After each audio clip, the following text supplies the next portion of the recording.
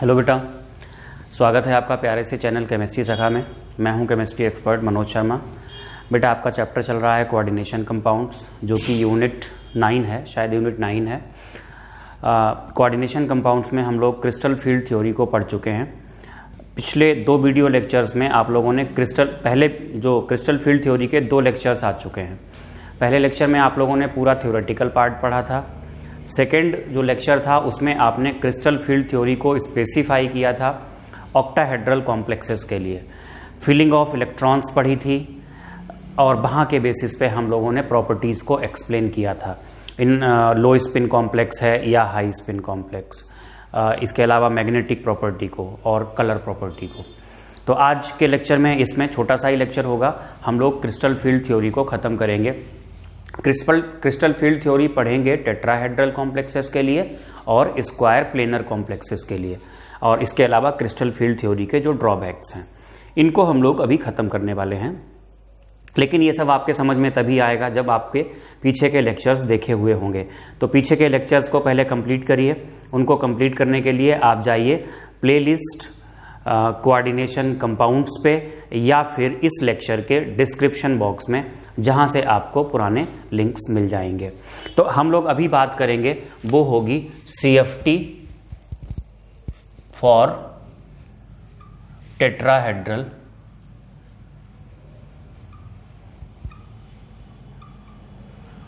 Complexes. तो tetrahedral के लिए हम CFT को डिस्कस करने जा रहे हैं। देखो, टेट्राहेड्रल में लिगेंड्स कहाँ पर मौजूद होते हैं, इसके लिए आप ये मान के चल सकते हो, अगर हम एक क्यूब बना लें तो ये हमने क्यूब को कंसीडर किया इस तरीके से। ये क्यूब में 8 कॉर्नर्स होते हैं।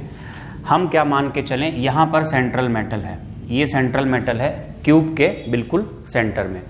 तो जो लिगेंड्स होते हैं उनको हम ऑल्टरनेट कॉर्नर्स पर मान के चल सकते हैं। सपोज दैट हमें डॉटेड लाइन से दिखाना चाहिए था। चलिए हम इसको डॉटेड लाइन से दिखा देते हैं, और जो लिगेंड्स होंगे उनको, लिगेंड्स का जो अटैचमेंट होगा उसको हम कॉन्टिन्यूअस लाइन से दिखा देंगे। तो इसको हमने डॉटेड लाइन में कन्वर्ट कर रहे हैं हम।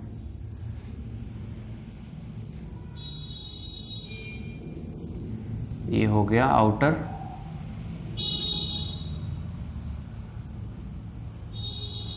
इस तरीके से।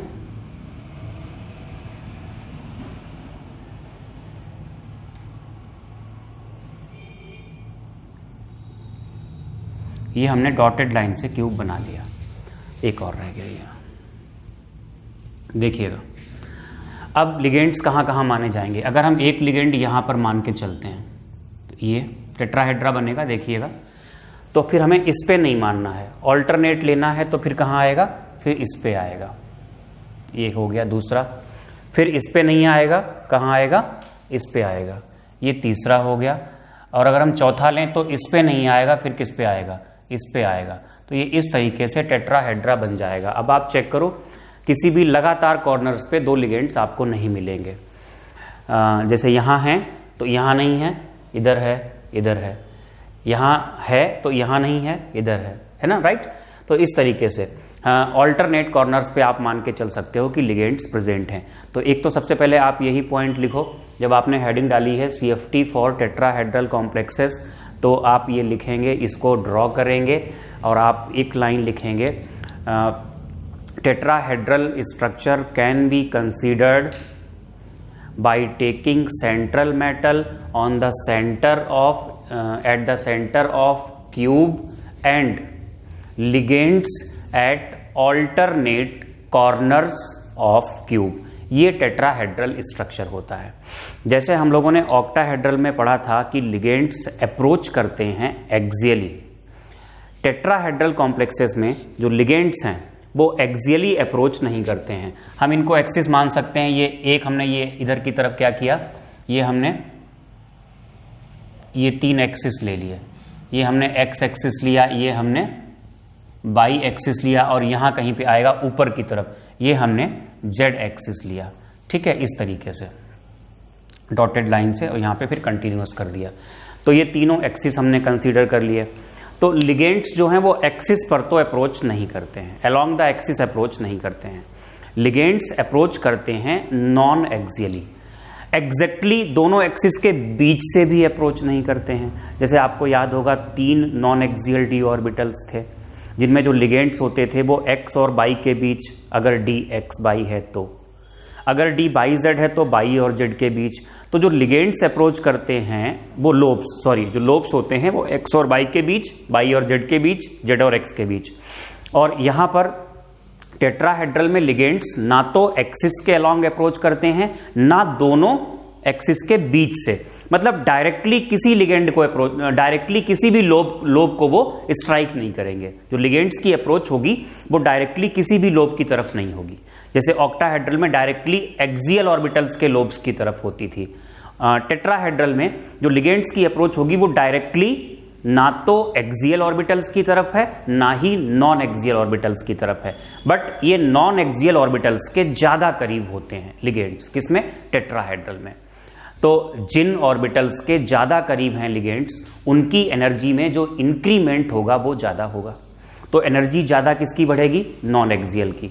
तो जिस तरीके से हम ऑक्टाहेड्रल में बनाते थे उसका यहां पर उल्टा आ जाएगा। तो लिखिएगा, in tetrahedral complexes ligands approach non axially, hence energy of non axial D orbitals increases more as compare to axial D orbitals. अगर हमें बनाना पड़े तो हम इस तरीके से दिखाएंगे। जैसे आपको याद होगा ये 5 डी ऑर्बिटल्स थे, ये तो तब की बात थी जब लिगेंड्स ने अप्रोच नहीं किया था।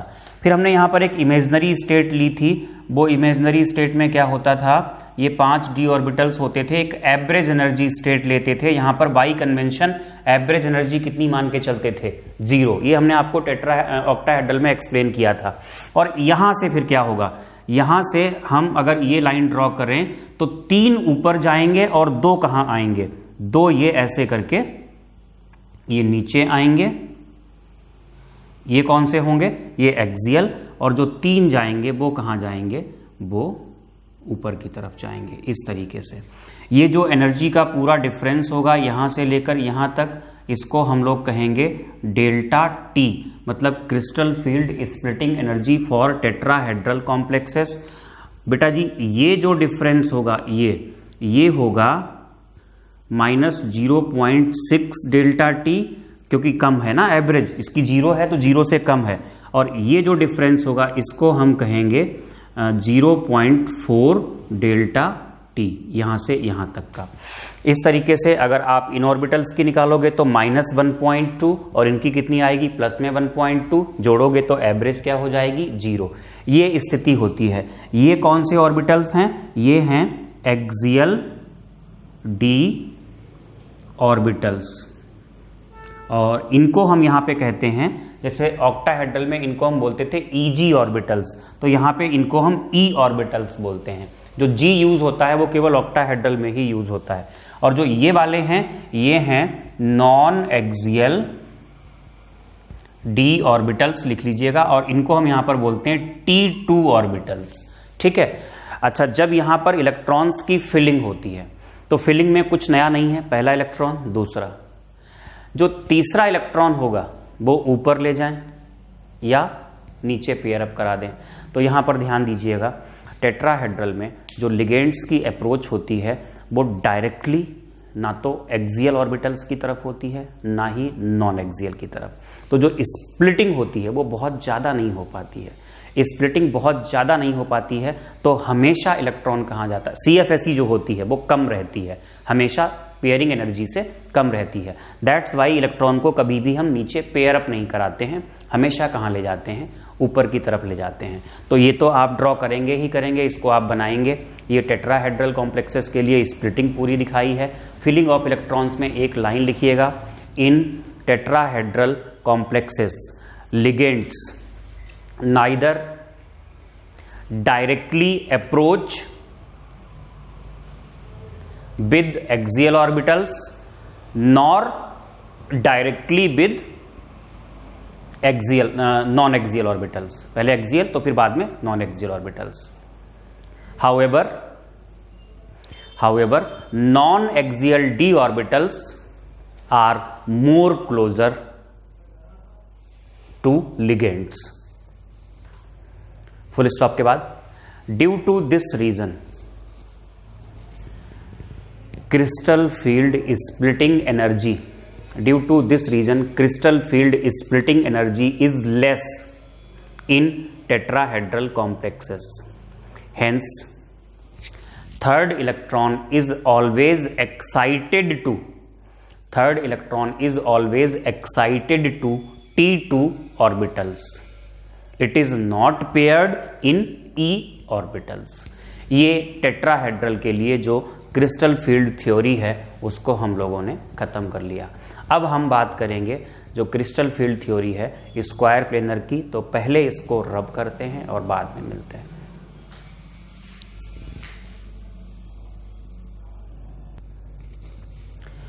तो बेटा crystal field theory for square planar complexes, जैसे हम लोगों ने ऑक्टाहेड्रल में पढ़ा था, अगर ये सेंटर है तो एक्स एक्सिस पे 2 लिगेंड, बाई पे 2 लिगेंड और जेड पे 2 लिगेंड। स्क्वायर प्लेनर में आप क्या करें, एक एक्सिस को हटा दें। तो स्क्वायर प्लेनर स्ट्रक्चर हम कुछ ऐसे करके मान सकते हैं। अगर इसको हम 3D लुक दें तो ऐसे बताएंगे, इस तरीके से हमने इसको 3D लुक देने का प्रयास किया है।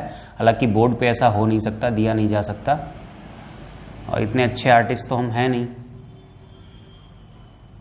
यहां पे आप मान लो सेंट्रल मेटल को, ये लिगेंड, दूसरा लिगेंड, ये तीसरा लिगेंड और ये है चौथा लिगेंड, राइट। इसको हमने मान लिया एक्स एक्सिस, इसको हमने मान लिया बाई एक्सिस, और यहां पर जो जेड एक्सिस है ये वाला होगा, ये जेड एक्सिस। यहां पर हमने लिगेंड्स को नहीं दिखाया है, बस केवल एक्सिस को दिखाया है। किसी भी एक्सिस पे माना जा सकता है 2 लिगेंड्स को हटाना, चाहे एक्स पे मान लो, चाहे वाई पे मान लो, चाहे जेड पे, बट आपकी बुक्स ने जो वाई कन्वेंशन माना है वो जेड एक्सिस से माना है। तो जरा ध्यान देना, इसको हम ऑक्टाहेड्रल से ही ड्राइव करेंगे। ऑक्टाहेड्रल में क्या होता था, ध्यान दें। ऑक्टाहेड्रल में ये स्थिति होती थी, ये हम लोग 5 ऑर्बिटल्स लिया करते थे, छोटे छोटे बना रहे हैं, 2 3 4 5। फिर इनको हम यहाँ कहीं पे लेते थे, 1 2 3 4 5।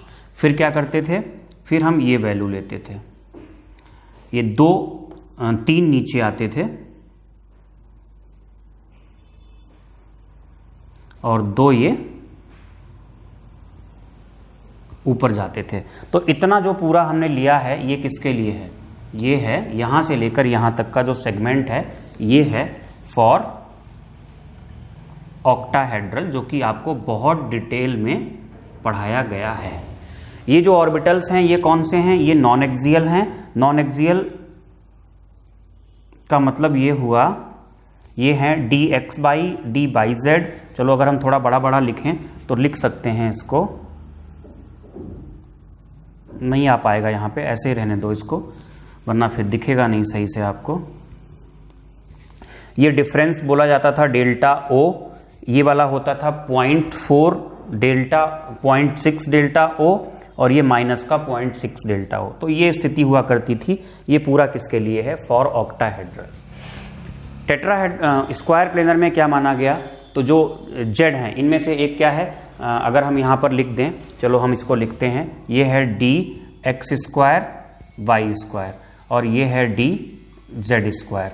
ये है ये एक्सियल हैं,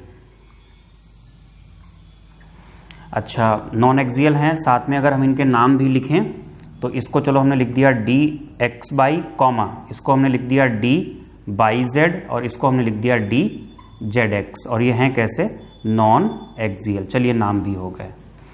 अब हम क्या करते हैं, यहीं से स्क्वायर प्लेनर को बना रहे हैं और स्क्वायर प्लेनर को ये मान के बना रहे हैं कि जो स्क्वायर प्लेनर बनेगा वो जेड एक्सिस से हम क्या करेंगे, जेड एक्सिस से जो जेड एक्सिस पे 2 लिगेंड्स होंगे उनको हम रिमूव करा देंगे।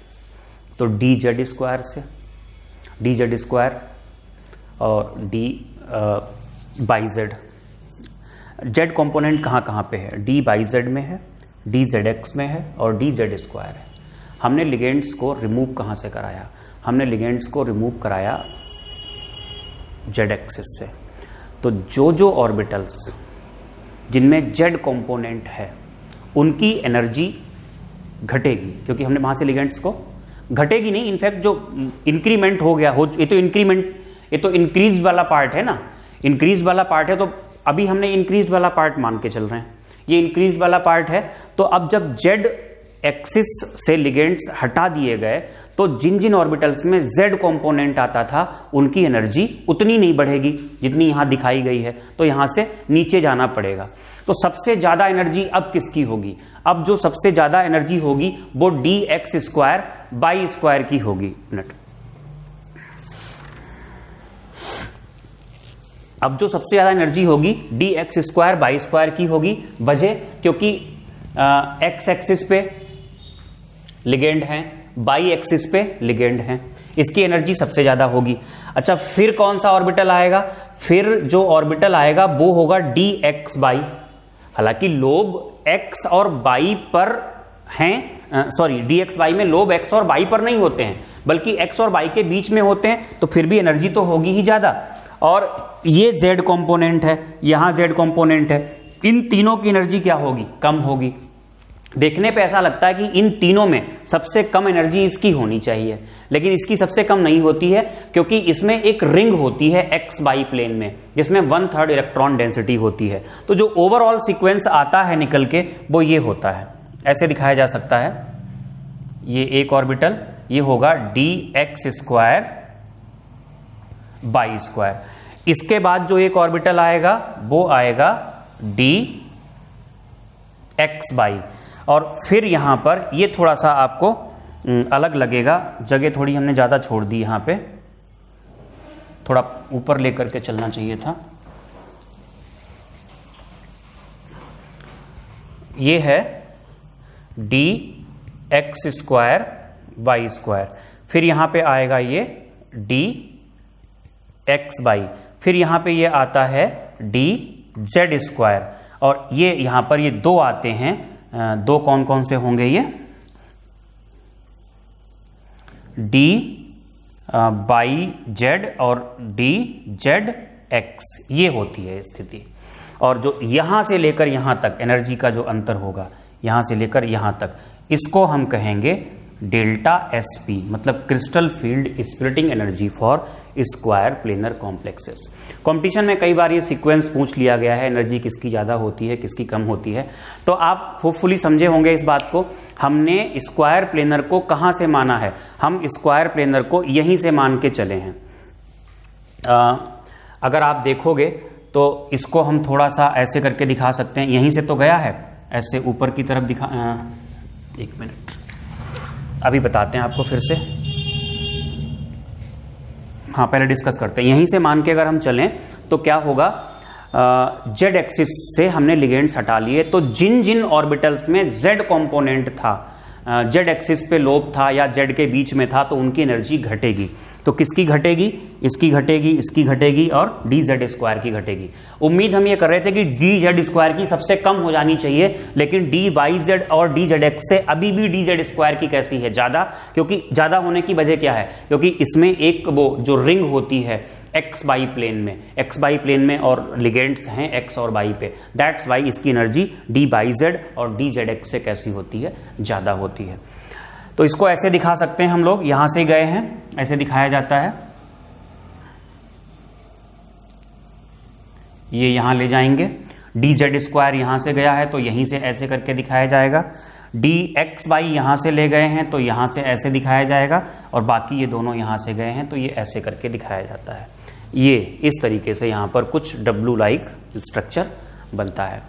तो ये स्क्वायर प्लेनर के लिए है, तो इसमें आप थोड़ा सा लिख लो, बाकी फिलिंग ऑफ इलेक्ट्रॉन्स वगैरह ये सब है ही नहीं हमारे यहाँ, ज़्यादा कुछ होता ही नहीं है सिलेबस में, तो आप थोड़ा सा ये लिखो square planar complexes are considered या are assumed from octahedral complexes by removing two ligands from z axis. Full stop के बाद due to removal of ligands from z axis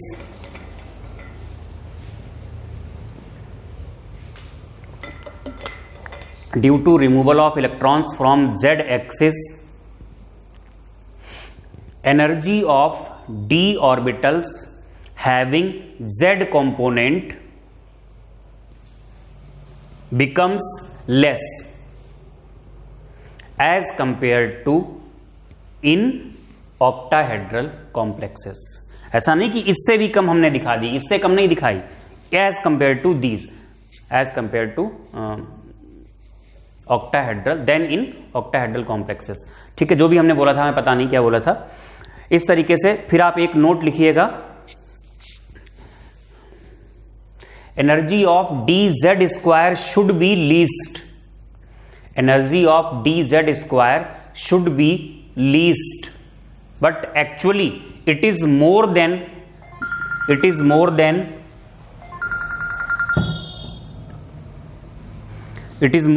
d by z and dzx orbitals, d by z and dzx orbitals due to presence of one ring of 1/3 electron density in xy plane in dz square orbital. एक minute, तो बेटा ये crystal field theory खत्म हो गई. इसके बाद हम क्रिस्टल फील्ड थ्योरी के ड्रॉबैक लिखते हैं और इस लेक्चर को खत्म करते हैं. अभी भी 2 लेक्चर आने हैं, एक तो होगा स्टेबिलिटी ऑफ कॉम्प्लेक्सेस को लेके, बहुत छोटा सा होगा, और आखिरी होगा ऑर्गेनोमेटलिक कंपाउंड्स का, वो थोड़ा ठीक ठाक लेक्चर होगा, वहाँ से भी क्वेश्चंस आते हैं. तो बेटा चलिए इसको कंप्लीट करते हैं. ड्रॉबैक्स लिख लीजिए. देखो ड्रॉबैक्स हैं क्या, पहले समझ लीजिए. ड्रॉबैक्स में 2 ड्रॉबैक्स छोटे छोटे से हैं.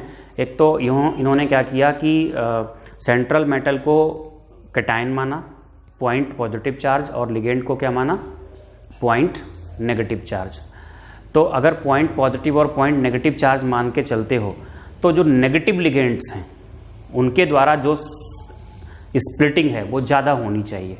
लेकिन सच तो ये है कि जब हम स्पेक्ट्रोकेमिकल सीरीज़ में जाते हैं तो ये कुछ न्यूट्रल लिगेंड्स हैं, CO के अलावा और कौन सा है, अमोनिया है, EN है.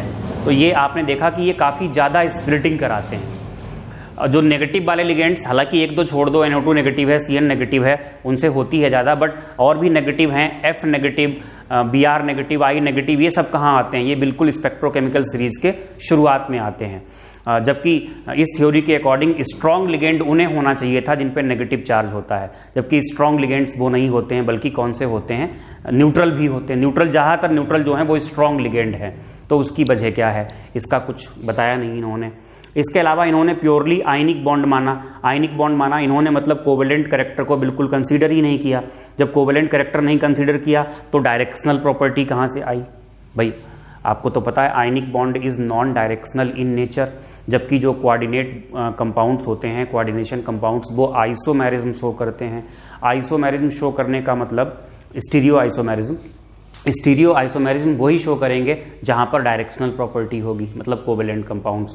इसके अलावा ये आयनाइज भी नहीं होते हैं. लिगेंड्स और सेंट्रल मेटल के बीच का जो बॉन्ड होता है वो पानी में जाने के बाद कहाँ टूटता है, मतलब आयनिक कैरेक्टर का ना होने को ये दिखाता है, आयनिक कैरेक्टर के ना होने को दिखाता है.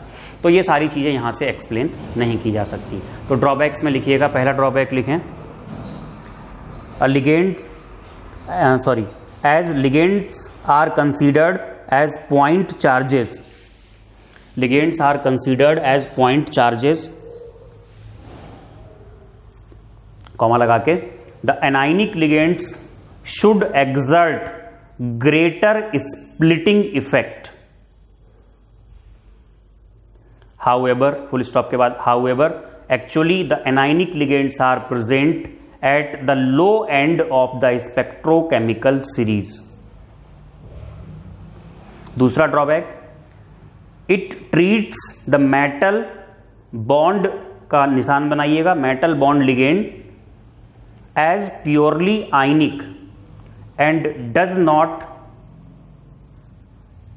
Take into account the covalent character of the bond.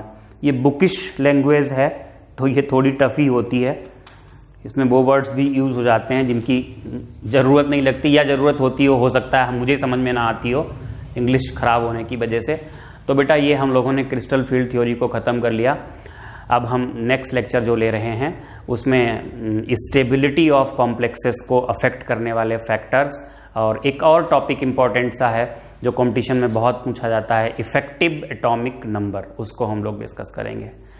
तो बेटा इसको प्रमोट करने के लिए प्लीज़ शेयर कीजिएगा, चैनल को सब्सक्राइब कीजिएगा। कोई डाउट हो तो आप फ़ोन भी कर सकते हो। लाइव क्लास के लिए आपको रजिस्टर कराना होगा, आप रजिस्ट्रेशन भी करा सकते हो। तो लाइक करें, शेयर करें, सब्सक्राइब करें। Thank you for watching.